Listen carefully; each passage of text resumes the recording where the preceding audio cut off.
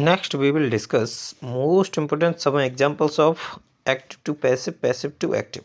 समझिए, negative, interrogative and simple तीनों ही examples को आप बारीकी से समझते चलिए। फर्स्ट एग्जाम्पल है she does not write a letter. She does not write a letter, आपको पता है अ लेटर अपने आप में ऑब्जेक्ट होता है और ऑब्जेक्ट पैसिव बनाते समय बनता है सब्जेक्ट, तो यहाँ पर ये बन गया अ लेटर सब्जेक्ट।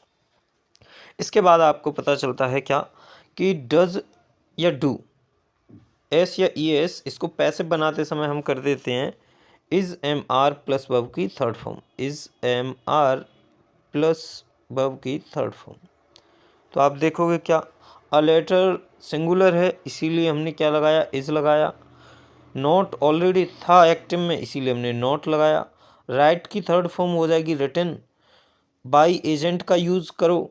उसके बाद आप सब्जेक्ट सी का ऑब्जेक्टिव केस बना दो ही, सॉरी हर, तो आपने हर लिख दिया। ये था आपका example number first. Next example समझिए, she did not complete the work. She did not complete the work. She did not complete the work, समझे इसका पैसिव हो जाएगा क्या, द वर्क आगे आ जाएगा क्योंकि ऑब्जेक्ट एक्टिव वॉइस में और सब्जेक्ट एक्टिव वॉइस में है ही, तो ऑब्जेक्ट सब्जेक्ट बनेगा, सब्जेक्ट ऑब्जेक्ट बनेगा। देखिए example, the work was not completed by him, क्योंकि हमने आपको बता रखा था वर्ब की सेकंड फॉर्म या फिर डिड प्लस वर्ब की first form. Did plus verb की फर्स्ट फॉर्म को हम पैसिव बनाते समय कर देते हैं वॉज वर प्लस वर्ब की third form. Was were plus verb की थर्ड फॉर्म, तो हो जाएगा the work was not completed by him. Next example number third समझिए, they will not help the poor. They will not help the poor, तो आप देखोगे the poor object है, दे subject है, द पुअर सब्जेक्ट बनेगा और यहाँ पर दे ऑब्जेक्ट बनेगा। और जितनी भी मॉडल वर्ब्स होती हैं उनके साथ सभी के साथ बी प्लस वर्ब की थर्ड फॉर्म ऐड की जाती है। बी प्लस वर्ब की थर्ड फॉर्म ऐड की जाती है, तो द पुअर आगे आ जाएगा, द पुअर। बिल का हो जाएगा बिल नॉट बी, हेल्प की थर्ड फॉर्म हेल्प्ड हो जाएगी, हेल्प्ड बाई, दे का ऑब्जेक्ट देम, तो करेक्ट हो जाएगा the poor will not be helped by them. The poor will not be helped by them. Next example number 4 समझते हैं, Ram does not play cricket. Ram does not play cricket, cricket यहाँ पर object है, राम अपने आप में सब्जेक्ट है, सब्जेक्ट ऑब्जेक्ट बनेगा और ऑब्जेक्ट सब्जेक्ट बनेगा। तो आप देखोगे क्या कि क्रिकेट यहाँ पर सब्जेक्ट बन गया, डू डज या फिर एस या एस इज एम आर में चेंज होते हैं, तो यहाँ पर हो जाएगा is not played by Ram. Cricket is not played by Ram हो जाएगा करेक्ट आंसर। नेक्स्ट समझिए question number 5, the teacher did not punish the students. The teacher did not punish the students, इसका पैसिव बनाओगे तो आप स्टूडेंट्स जो ऑब्जेक्ट है उसको सब्जेक्ट बना दोगे, द स्टूडेंट्स हो जाएगा।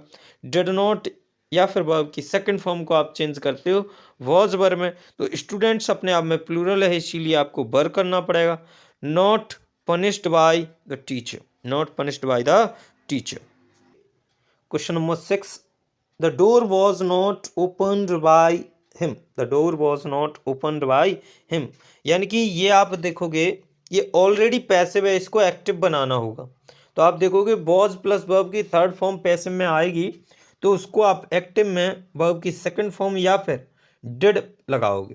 तो यहाँ पर द डोर सब्जेक्ट है और ऑब्जेक्ट हिम है, तो आपको पता है एक्टिव टू पैसिव का नियम ही कहता है सब्जेक्ट को ऑब्जेक्ट और ऑब्जेक्ट को सब्जेक्ट, तो हिम का सब्जेक्टिव केस होता है ही, तो लो बना दिया हमने।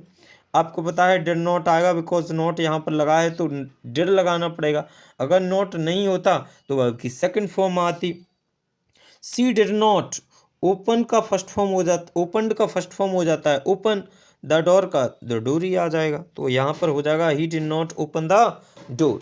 नेक्स्ट एग्जाम्पल समझिए, नेक्स्ट एग्जाम्पल समझोगे क्या, द सॉन्ग इज नॉट संग बाई हर।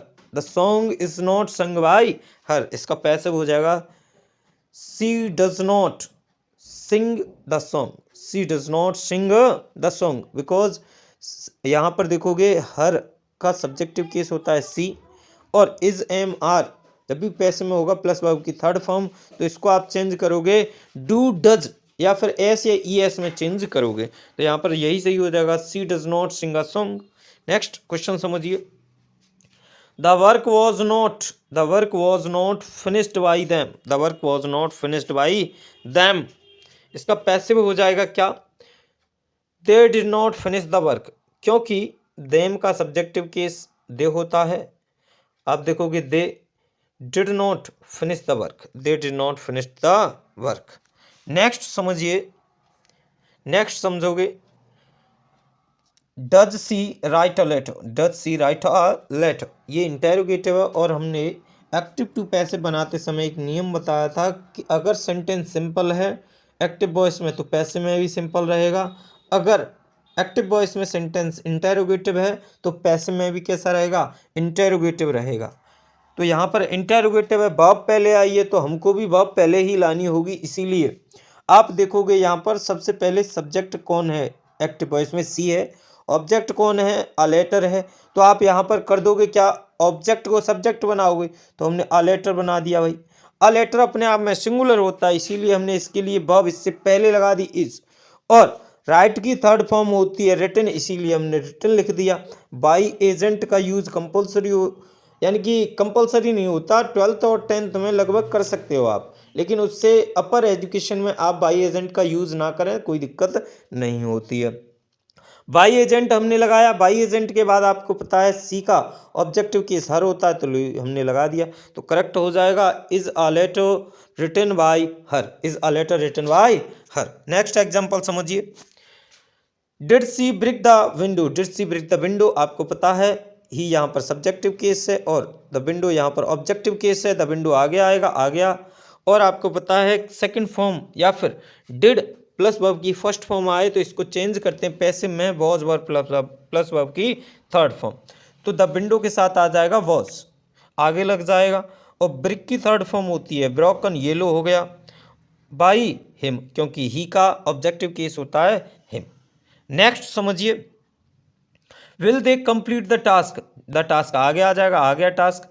और आपको पता है विल मॉडल वर्ब है, जितनी भी मॉडल वर्ब्स होती हैं उनको हम पैसिव बनाते समय बी प्लस वर्ब की थर्ड फॉर्म ऐड करके बनाते हैं, तो विल आगे आ जाएगा और द टास्क के बाद बी लग जाएगा, उसके बाद थर्ड फॉर्म बाई देम, क्योंकि दे का ऑब्जेक्टिव केस होता है देम।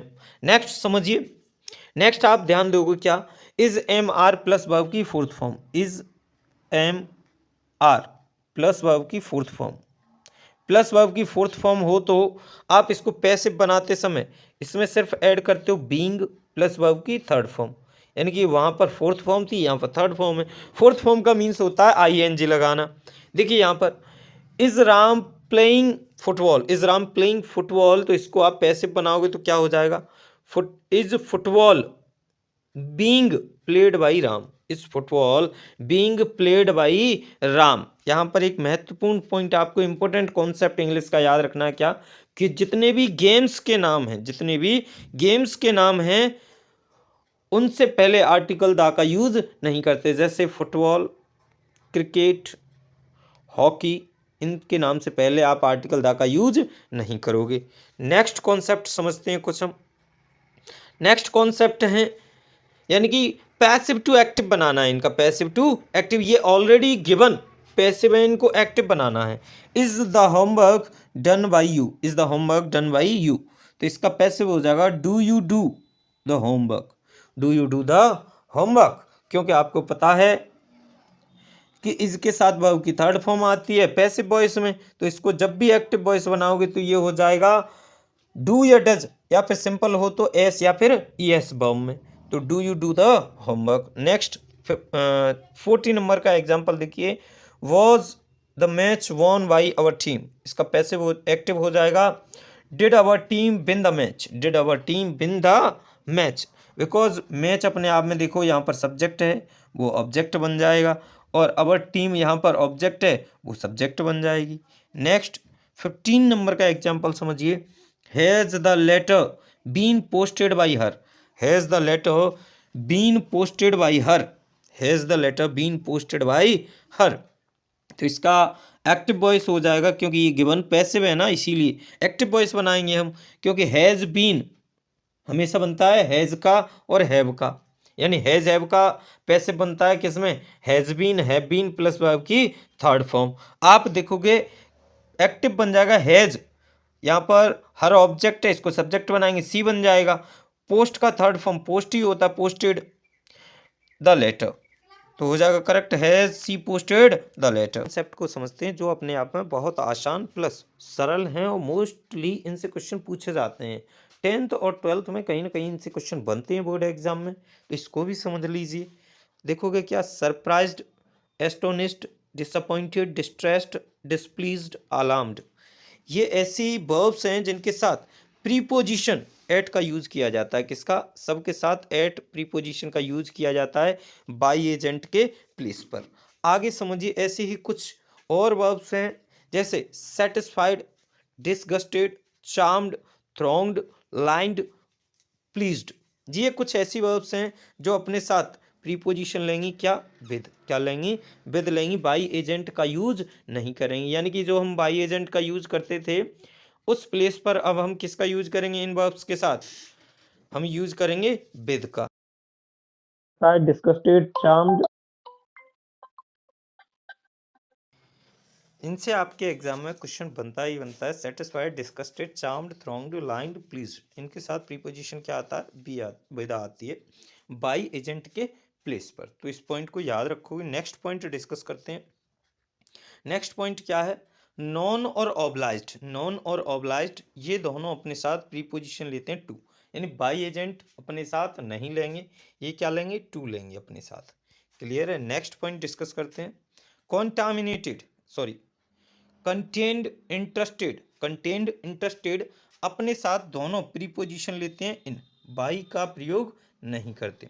एग्जाम्पल के थ्रू समझिए, this book interests me, this book interests me, इसका पैसिव हो जाएगा I am interested in this book, I am interested in this book, I am interested in this book. Next concept समझिए।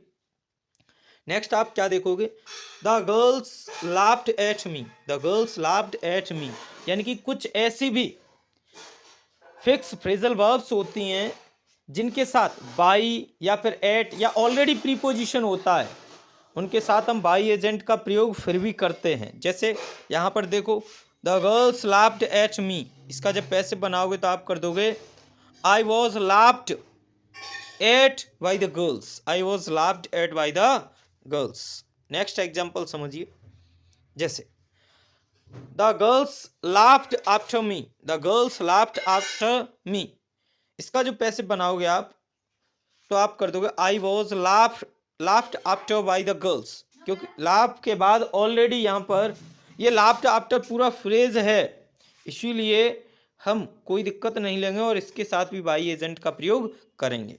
Next example समझिए, जैसे most probably students इसी में फंसता है।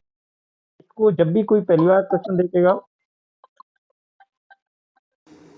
क्योंकि इसमें क्या होता है, जब भी स्टूडेंट्स देखता है डबल बाई, वो एरर समझने लगता है, वो समझता है कि डबल बाई गलती से आ गया है, बट ऐसा नहीं है। यहाँ पर डबल बाई आने का एक रीज़न है, वो है स्टैंड बाई। स्टैंड बाई अपने आप में एक फ्रेज होती है जिसका मीन्स होता है साथ खड़े होना। She stands by you, she stands by you, तो इसका पैसिव हो जाएगा you are stood by her, यानी कि स्टूड बाई अपने आप में फ्रेज है और ये बाई एजेंट है, तो डबल बाई यहाँ पर गलत नहीं है, सही है अपने आप में। नेक्स्ट कॉन्सेप्ट समझिए जो कि एक्टिव पैसिव का बहुत ही सुंदर कॉन्सेप्ट है। समझिए, डबल ऑब्जेक्ट वाला, यानी कि डबल ऑब्जेक्ट आएगा उस कंडीशन में आप क्या करोगे। जैसे एग्जाम्पल के लिए I teach you English, I teach you English, यहाँ पर देखोगे एक ऑब्जेक्ट हो गया यू, दूसरा ऑब्जेक्ट हो गया क्या, इंग्लिश, यानी कि डबल ऑब्जेक्ट आ रहे हैं। अब डबल ऑब्जेक्ट की कंडीशंस भी अलग अलग बनेंगी, अलग अलग तरीके से हमें इनको पैसिव बनाना होगा। समझिए किस प्रकार से आप पैसिव इनका बनाओगे भाई। आप देखोगे क्या, जैसे हमने पहले बनाया इंग्लिश को सब्जेक्ट, तो English is English is taught, English is taught to you, English is taught to you, यानी कि प्रोनाउन को हम ऐड करेंगे टू के माध्यम से। By me, by me. I hope आपको समझ आया होगा। अब हम करते हैं क्या, यानी कि फर्स्ट ऑब्जेक्ट के साथ बनाते हैं पैसिव। तो यू सबसे पहले आएगा, तो you are taught, you are taught English, you are taught English by me. तो ये दो तरीके से पैसिव इसका बनेगा। हमने आपको समझाया क्या, कि जब भी आपको डबल ऑब्जेक्ट दिखाई दे और डबल ऑब्जेक्ट में अगर आप सेकंड ऑब्जेक्ट के साथ यानी कि किसी नाउन के साथ पैसिव बना रहे हो, तो आप प्रोनाउन को ऐड करने के लिए टू का यूज करोगे। और जब भी प्रोनाउन यानी कि प्रोनाउन से आप पैसिव बनाओगे तो नाउन को ऐड करने के लिए आपको कुछ भी नहीं करना पड़ेगा, जैसा लिखा है वैसा का वैसा ही रहेगा। आई होप आपको ये कॉन्सेप्ट क्लियर हुआ होगा।